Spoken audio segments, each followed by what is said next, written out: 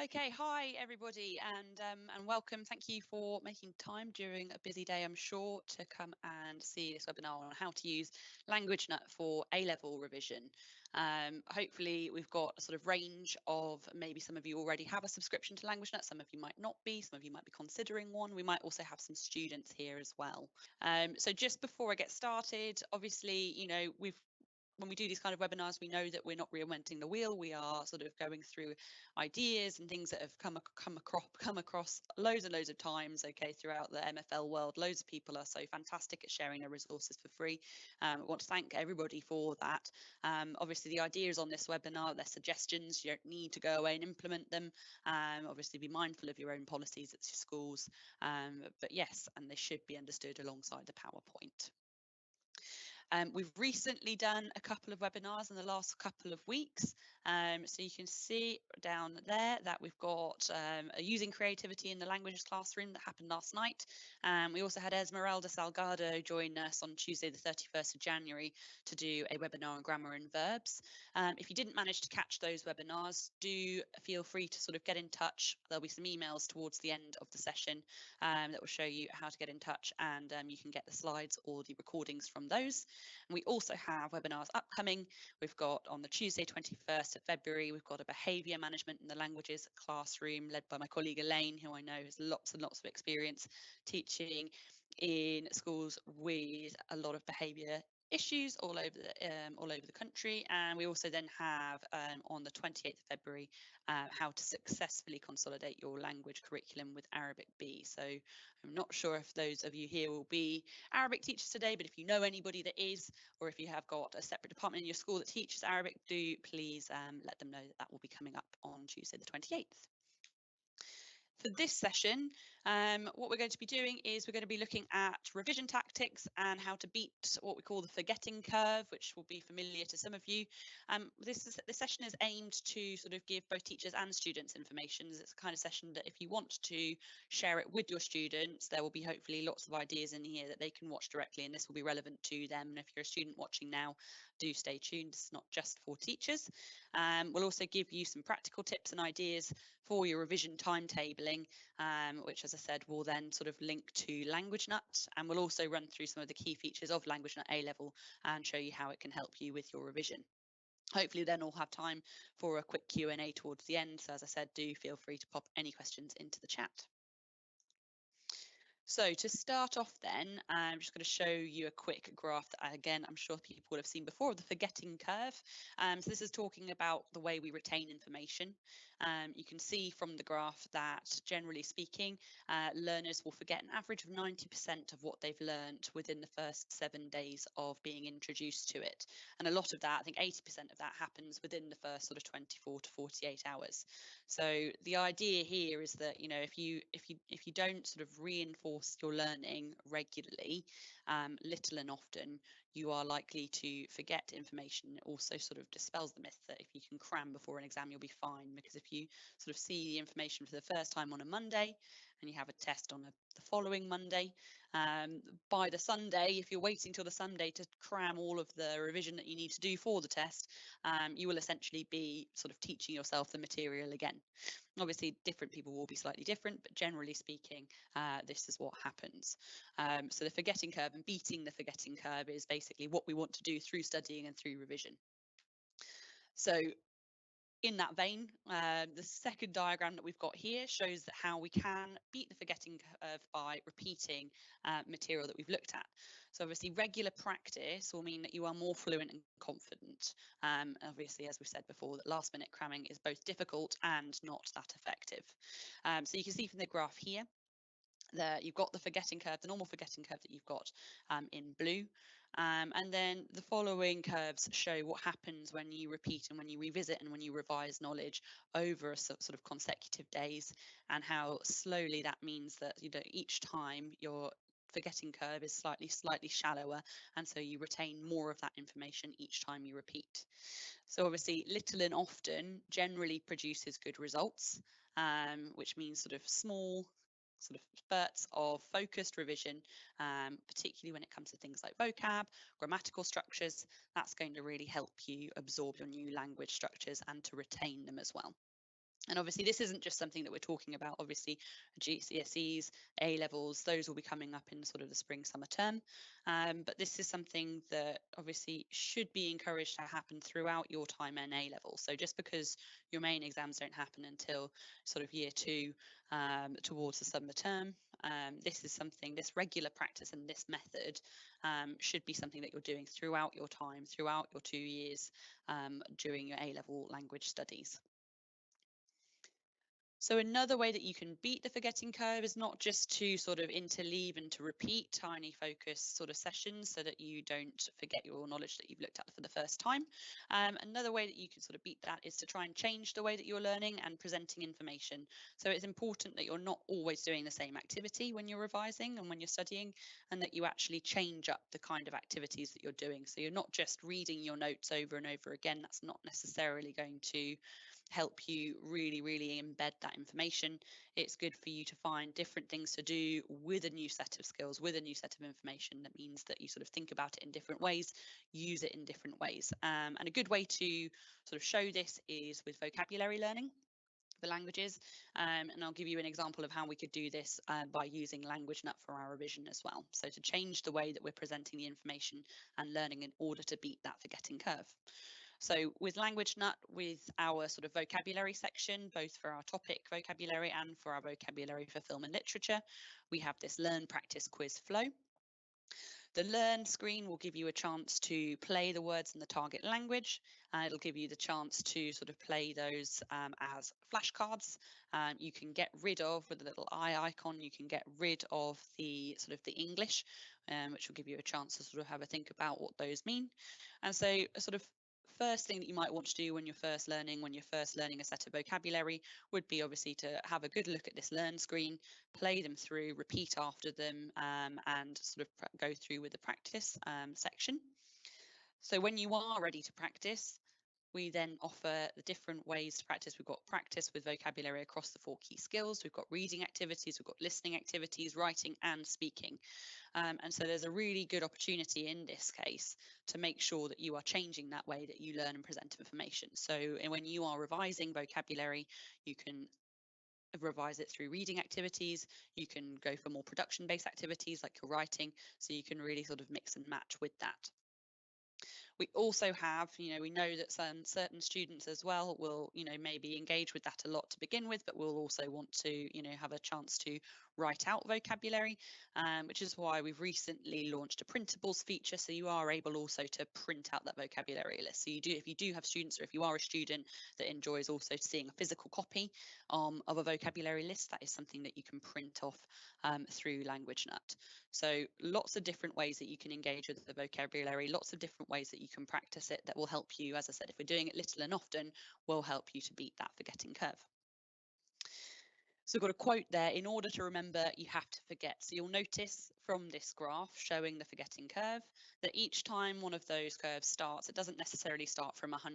So the idea here is that actually the act of forgetting something enables better retention in the long run, because by forgetting something and then actively trying to recall it, the pathways that are built in your brain are stronger and you're more likely to then sort of remember something. So it is good to sort of be struggling to recall something.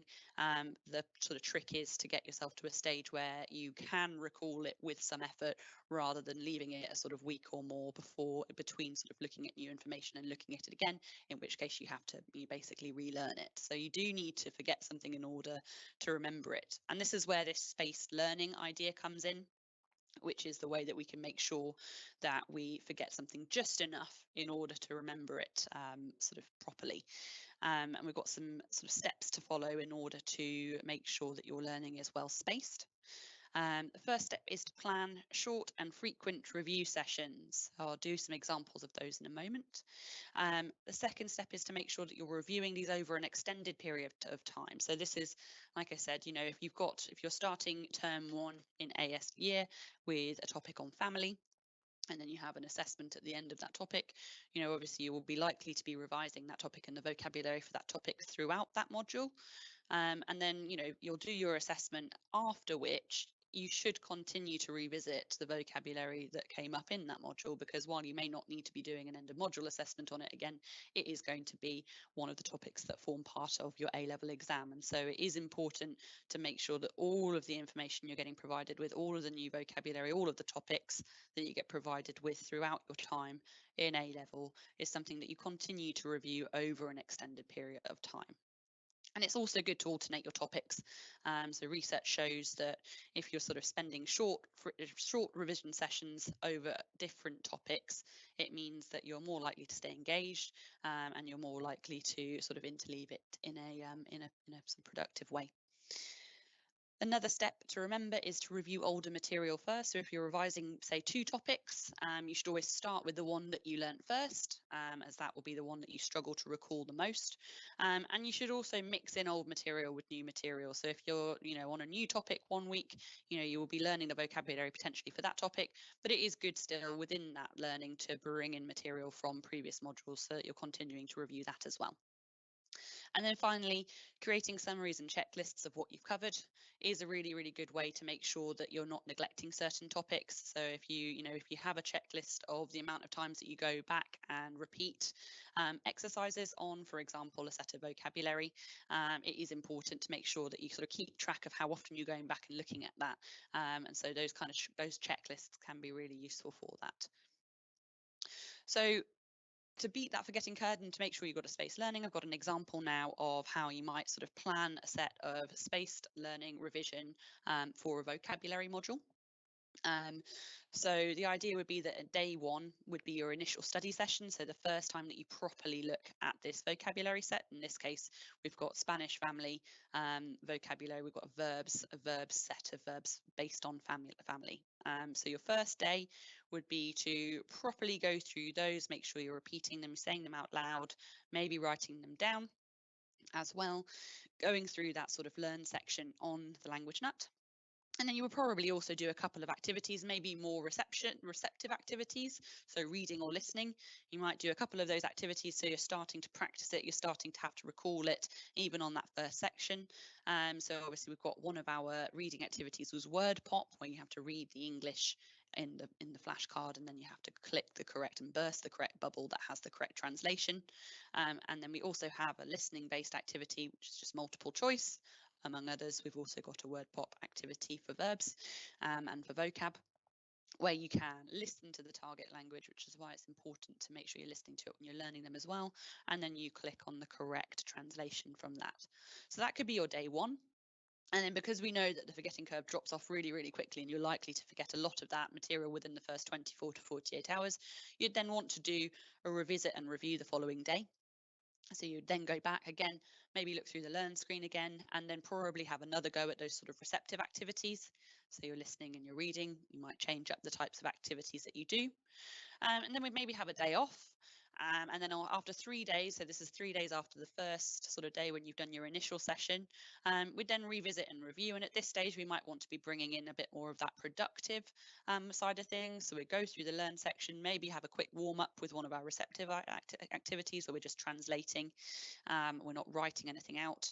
But then we'd potentially want to go on to one of our practice activities that encourages you to write out the translations. So this is where we're really starting to sort of recall it and recall that vocabulary. And if you do need a hint, we do have that option as well. Okay, so that's 3 days. So you've now looked at this sort of in the first 4 days from learning it, you've looked at it 3 times. We can then maybe give you another week. And so after a week after you first looked at the vocabulary, we would go back and would revisit and review again. And so, as I said, this is showing that it's going to be an ongoing process. And if you have other topics, obviously you can do this interleaving with other topics, but you keep those topics separate and you do the bit that you learnt first. Okay, so we go back, we'd revisit and review. Maybe do a warm up with a word pop, and then we could have a go. Maybe at this stage on week 1, we're really beginning to think, okay, right, I really should be able to produce these words. So we have our 2 word pod and our Skyrise games, where we have to actually produce that vocabulary in the target language, which is, as I said, I think at this stage really important that we are able to then sort of translate from English into the target language. And then, obviously at that stage, particularly if you're in a lesson, often, you might get set a set of vocabulary and you might have to do a test the following week. And again, just because you go through this week process of revising your vocabulary, it doesn't mean that vocabulary ceases to exist, and we want to continue to review that as we go along. So you then want to maybe space it out even more, and after 2 weeks, so after your more intense first week of revising that vocabulary, you then come back after 2 weeks and then revisit and review again and again. Really focusing at this stage, we are at A level, we want to be able to produce this vocabulary sort of from a vacuum, so we want to be able to sort of translate from the English to the target language. So after 2 weeks, you go back, revisit, review, and as I said, continue to do that over a longer period of time as well.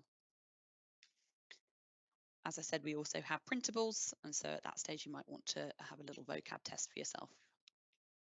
So just while we're on vocabulary revision, it is important to note, obviously, that when you are revising vocabulary, you need to make sure you're learning the article. So make sure that you are learning it alongside its gender. And also you can, to help you with sort of making sure that you've properly grouped your vocabulary, it's good to have a proper order to it. And so on Languagenut, we obviously have a large number of sort of wider topics which are related to the A-level curriculum. Within those topics, obviously, you might look at those and think, okay, I wonder what's in those. So we do then also have sort of subtopics within those. So for example, our customs and traditions, once you go into that, you'll see that there's much more than just sort of one set of vocabulary for customs and traditions. You've got festivals and traditions, gastronomy, traditional music, languages. And then if you then go into one of those again, so for example, festivals and traditions, we then have verbs related to festivals and traditions. We have traditions and then two different sets of vocabulary based on different traditions. And then for gastronomy, for example, we then have verbs related to gastronomy. Then we have sort of general food vocabulary and meals and cooking vocabulary as well. So there's a huge amount of vocabulary on the platform that you can use, that you can go dip in and out of, either as homework for school or for wider revision, and all of that is then marked automatically, which takes me to the next point on vocabulary revision and any revision when you're learning a language. Okay, it's all very well doing the practice, doing the quizzes, but it is really important to make sure you review your mistakes. And so everything that you do in this vocab section on Languagenut, you will then get your results back. You will see which words you got correct, you'll see which ones you didn't get correct, and so it is important for you to go through those, and if particularly if you are making quite a few mistakes, to go back, practice again, judge on how your progress is going. And we do show in your vocabulary trainer, we will show you what your average score is when you complete the quiz for those topics. So you can see this person here has made 25% progress on that particular vocabulary module, which means they practice sort of 25% of that content. But then it also gives you average score. So you can see with food and meals and cooking there, you've got sort of the average score in food is 90% and then meals and cooking 80%. So, that goes to show that probably a little bit more work on meals and cooking needs to take place. And so, yeah, it's really easy for you to use the platform to review your errors, check your mistakes, and to make sure that you're staying on track and that you are improving as you go along. So in general, obviously with your revision, we've got a sort of quick Venn diagram here. You have your topic specific vocabulary that we've already discussed. You've got grammatical awareness and high frequency words and structures. And if you're revising those well and you're interleaving those well, generally speaking, if you get all three of those, you will then be heading for success. And thankfully, within Languagenut, as we've already seen, we've got a huge amount of topic-specific vocabulary, which helps you with that sort of wider vocabulary that you'd need for a speaking exam or your reading and listening exams. But then we also have in our literature section, which we'll go through in a bit more detail in a moment, we've got vocabulary related to structuring an essay, which obviously is not just useful for your film and literature side of things, it's also useful for structuring your speaking questions. So when you're doing a role play activity, for example, it's just as important in there that you sort of use your linking phrases, giving opinions. And so using this section to help yourself with learning sort of high frequency words and structures is a really good idea. And then obviously as well, grammatical awareness is something that is highly important at A level. Obviously, the examples I gave previously with the sort of sequence of spaced learning was with an example of vocabulary, but you could choose a grammatical structure and sort of learn that in a similar spaced out way. And so we've got a whole grammar section in Languagenut where you have key verbs with exercises to do with conjugation for all of the main verbs and main tenses that you'd be expected to know at this level. And then we also have sort of grammar in context where you can go through and complete various activities to help you build awareness of those higher level structures as well. So a huge amount of sort of types of activity as well as activities that you can use to help you, and all of this you would just have access to without your teachers needing to set it as assignments. It's something you can go into, something that you can revise in your own time and get sort of immediate feedback on in your own time as well.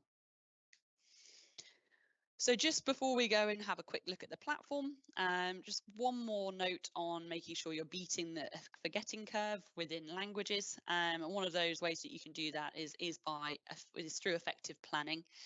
So you might be asking questions such as how much time should I spend on studying? How should I spread out my revision? How should I decide what to do on each session? So generally speaking, I think certain teachers might have slightly different expectations, but generally speaking, at A level, it's about 4 to 6 hours of time that you should realistically be spending on studies outside of lessons. So sort of wider reading, homework, studying, revision should be about 4 to 6 hours a week. And in terms of spreading out your revision, as we said, we've talked about the forgetting curve previously. You should be spreading out revision to make sure that you're not spending a huge amount of time on one topic on one day, for example, and then not looking at it again for another week. We should be making sure we've got spaced learning. We should be making sure we're learning things at intervals and short bursts. And in terms of deciding what you should do for each session, it is really useful for effective revision for you to break subjects down into their individual topics, or for languages, you could break them down into individual skills. So the example timetable that we have on this slide obviously isn't a great example of a effective revision timetable. You've got just block subjects rather than topics. You can see that certain topics are given a lot of time on a certain day of the week and then not much time on another day of the week. And this particular student, has given themselves the entire weekend off, which, as I said, different students will have different commitments. We do understand that, obviously, as teachers, but as I said, we should be encouraging, as students should be encouraged to make sure they're trying to split their revision sort of across the week in short, sharp bursts. So a slightly better example of something that a student could do. Obviously, again, different students will have different frees and different commitments after school. So this is just an example. This is not saying this is one that students definitely should use. But obviously, this is an example of a revision timetable that includes topics. So we've broken it down into vocabulary in green, grammar revision in purple. We've got times allocated for general lesson homework in blue, and then wider reading based on both film and literature and news. I've also given a space in yellow as well. And so you can see there in this particular example, students doing the topic of immigration for French. And so we've got their initial study session on the Monday. They then do a short revisit on the Tuesday and further revisit on the Wednesday. And then on the week 2, they would then do another revisit on that Monday. So they've done 3 revisits of that set of vocabulary in that first week. And the same with their sort of grammar learning. We've got their French subjunctive. They've got an initial study of 30 minutes. They'll then revisit over the next couple of days and then revisit it again the following week. Obviously, with the vocabulary structures, that is something that would be coming up throughout the week, hopefully in the kind of reading activities you're doing in class, in any kind of writing activity. Students will be being encouraged to use those general structures, and so sort of having a good look at those structures every week or so is probably enough for them to get a continuous sort of going through those, which they're then hopefully reinforcing in their homework and in their lesson time as well. So as I said, just an example of a slightly more effective revision timetable that respects that sort of spaced learning idea and sort of advocates for that that spaced learning and that sort of short, sharp bursts.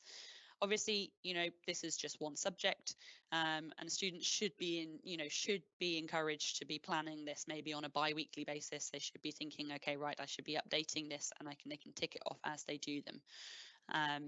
And in general as well, obviously they will have other subjects in there. And so another thing to remember is the Pomodoro technique, which is another method that is often sort of shown by educational psychologists for sort of staying focused and mentally fresh. And so you'd pick a task, which hopefully wouldn't take long because you've already got your planner written out, set a 25-30-minute timer. At which point they'd work on that task until the time is up, take a 5-minute break, and then go to another task as well. And every time they've done 4 rounds of that, they'd take a longer 15 to 30-minute break doing whatever they want to do. And so obviously in this case, that could be happening between this topic log news reading and their revisitation of vocabulary, or between their wider reading and doing their vocabulary structures. And it could also be, obviously, this is just one subject in this timetable. They could also have, for example, they could have a history session after French on the Wednesday. They could have maths after French on the Friday. And so if they are looking to stay fresh and looking to stay focused, sort of chunking even those smaller time slots into sort of those 25-30-minute slots, and then giving them a 5-minute break in between each of those slots is a way to sort of stay fresh throughout that process. Fab. So another thing, before we go on and show you quickly the platform, is to remember that you don't always have to do your revision on your own. Obviously, group work has its place, and students that know that they can work together can be a great opportunity to share revision material and plans. You can build speaking confidence, you can teach each other concepts that will help you to embed structures, and you can complete practice materials together. So obviously, if your school's got a subscription to Languagenut, this is a situation where students could, both with a laptop, and you can go through activities together, discussing the answers before submitting them, and getting that instant feedback straight away. So different ways that you can revise well on your own, but also using Languagenut to revise as a pair or in a group can also be a nice way to sort of mix things up a bit. So obviously I've talked a lot about vocabulary and grammar. When you are practicing, when you're revising, it's also important that you do exam style questions. Obviously with the A level, that sort of reading, listening and writing includes comprehension questions, making sure you built your knowledge of topics, translation and your summary skills. With film and literature, it's important that you can structure an essay. You can use complex language to analyse key works. And with speaking, you need to be able to give your opinions on a range of topics, build spontaneity and structure your arguments. And so in those ways, obviously, I'll now quickly flick over to our platform for Languagenut. Obviously, Languagenut is not just a vocabulary learning platform. We also have a huge number of areas where students can go and they can practice those exam style questions. Exam skills being an obvious place to start. And what we've done with that, and what students will be able to see when they log in, is for exam skills, we've split up our topics into 15 of the sort of key topics that come up time and time again at A level across the different exam boards. So they can scroll through those. And then they can practice those exam skills across the 4 key skills. And we also have a separate translation section as well. So we have reading, listening, writing and speaking. And if I go into writing first, for example, in terms of their revision, and then all of these levels are split up into transition AS and A levels. There are different levels of difficulty. And so it is important for students to obviously see within here that they can do various tasks that can help them with their revision in general. So we have open questions and photo descriptions in our writing section, which students can use. Obviously this isn't necessarily an exam style question because they don't have to do a writing task based on the topics. However, these kind of areas could be a really, really useful tool for students to build up their knowledge of these topics, because they don't necessarily need to answer a question like this, without the use of extra materials. It could be a chance for them to go away, do some revision, do some research on a topic, and to put together a nice piece of writing using those sort of structures that they're learning elsewhere, and they can use that to practice properly.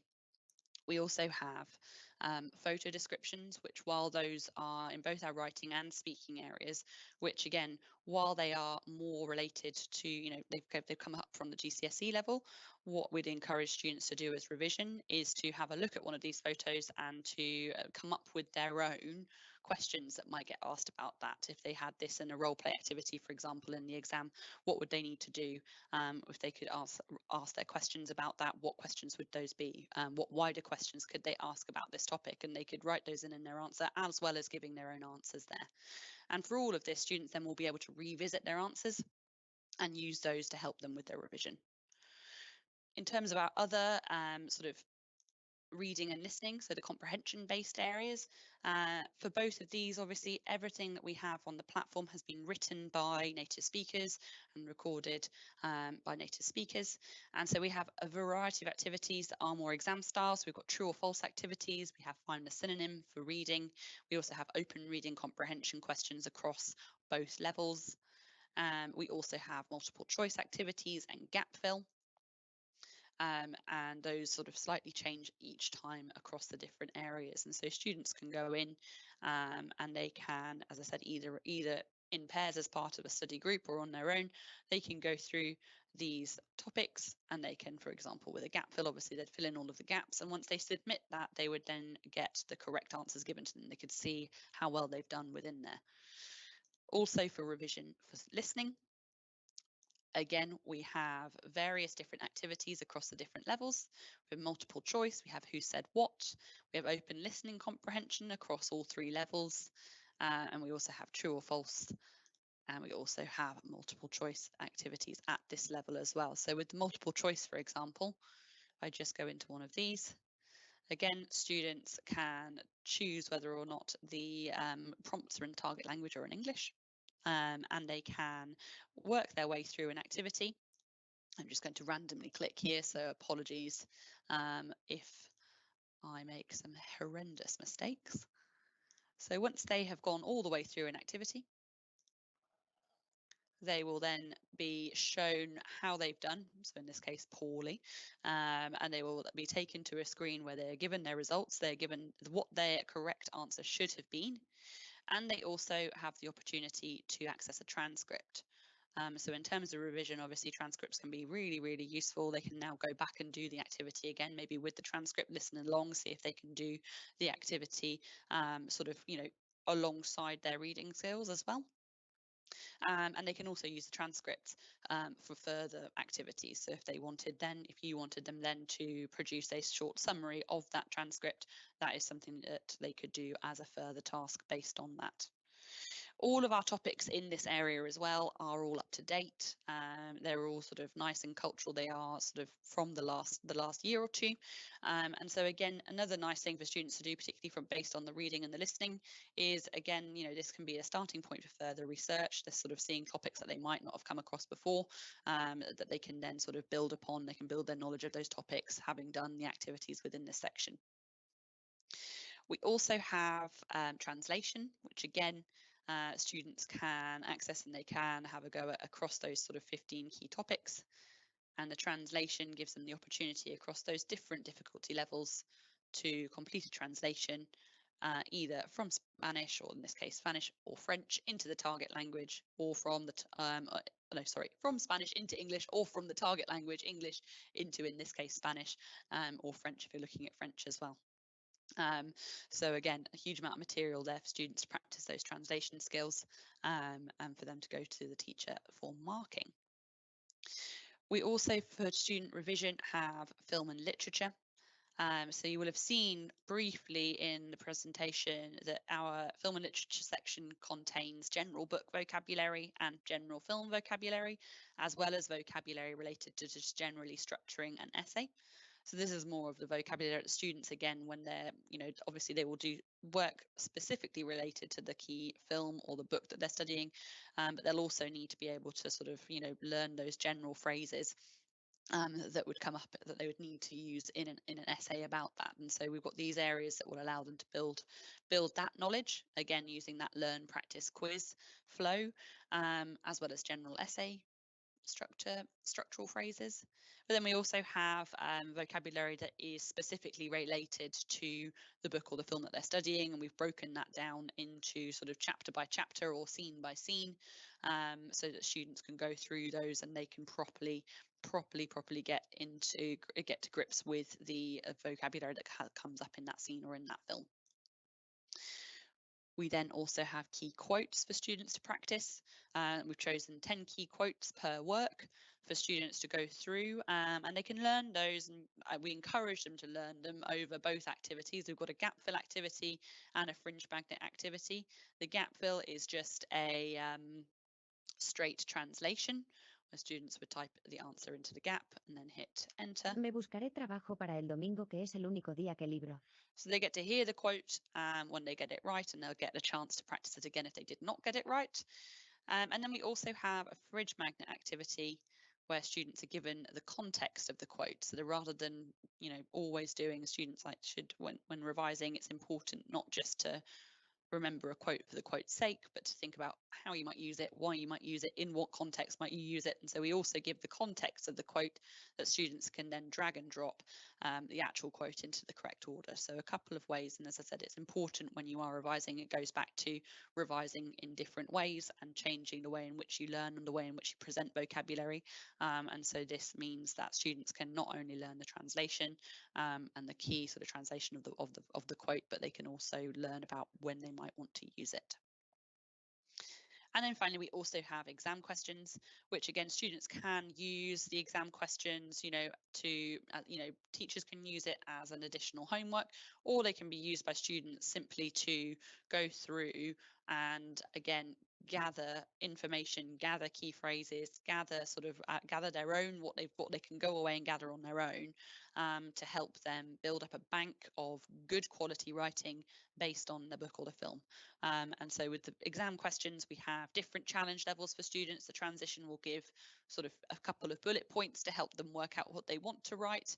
But then we also have just straight questions in the A-level section based on those different elements, where students, as I said, it can either be set as a homework for a revision, or if students want to see all of them at once, they can be sort of put all into one assignment. And they, as I said, they can go away and they can sort of use both their revision notes, internet, whatever they can find to make sure they've got together lots and lots of decent quality writing based on the film, based on the book. And so that is our film and literature section. I mentioned briefly before that students can also access the grammar and verb section for revision, and that's a really good area for students to go and practice their conjugation, as well as to practice sort of higher level grammar. We've also included primary and secondary because those elements don't go away. And students can practice sort of grammar and context across 20 key skills, and they can practice those in this learn practice quiz flow where they can listen to them, they can get rid of the translations, and they can practice them over 3 key exercises. We've got gap fill, we've got fridge magnets, and we also have dictation, where students will have to go, they'll see the phrase that they've learned in the learn section, and they can then fill in the gaps as they go through. So lots of ways for students to use this area to revise, and for teachers to encourage students to revise from those. I'm just going to go back to the PowerPoint. One thing to remember as well with Languagenut is that we do also every now and then we share additional resources for revision for A-level students. We recently shared a topic log resource, which is, as I said, I included it in the example revision guide before. It's important that students get an idea and get a feel for the sort of wider world, wider Spanish-speaking world, wider French-speaking world, and that they gather information, up-to-date information that they can use for their revision for things like their speaking exam. And so these logs just allow them to add facts and figures that they find in different articles when they look online, as well as posting the links to those articles. They can find questions that they might get asked, around that topic that they can sort of have a think about, and they can give their answers to. And they can also, I've left it blank in here, and they can also have an opinion section. So where not only do they read the article, find facts from it, but they also respond to it and they give their own opinion on it. So that's something that we released recently. And we also just released a set of translations for Spanish and French as well, where we have, again, a set of sort of across 10 major topics. We have a translation from the target language that students can translate into English, alongside sort of an answer key for that, which if you wanted to, you could also get them to use from English into Spanish or French as well. So do keep an eye. We always do sort of release these odd resources here and there because we want to make sure that students have everything that they need to revise from. And in general is, as I said, the last thing I'll leave us on before a quick Q&A is to remind students that obviously with revision and exam stress, it is a real thing, and more students, I think, at the moment are feeling particularly anxious, particularly through, disruptions that have happened with education with COVID. And so it is really important. I want to leave on the note of sort of saying stay positive, with a few sort of bits of advice to make sure that, if you are really struggling, you need to make sure you ask for help, let people know how you feel, be that a trusted adult or a friend. Make sure you take breaks and reward yourself. If you're thinking you're doing particularly well, recognize it, and don't focus too much on what others are doing. Obviously, I've mentioned it can be useful to work in sort of study groups, but you shouldn't let what you do be dictated by what others in your friendship group or in your class are doing as well.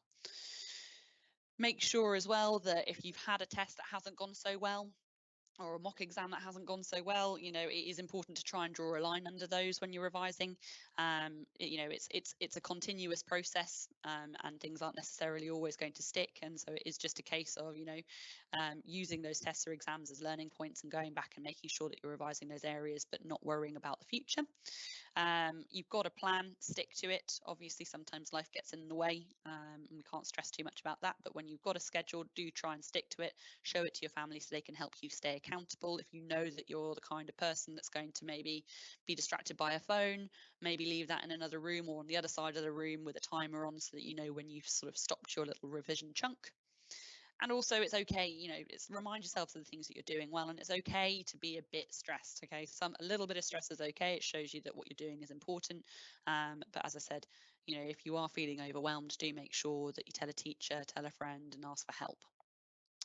And so, yes, a quick whistle-stop tour of some of the resources that we have for Languagenut, to help you with your revision, as well as some more general activities that you can do to revise, and the kind of things that we need to be mindful of in terms of our forgetting curve, and how we can beat that.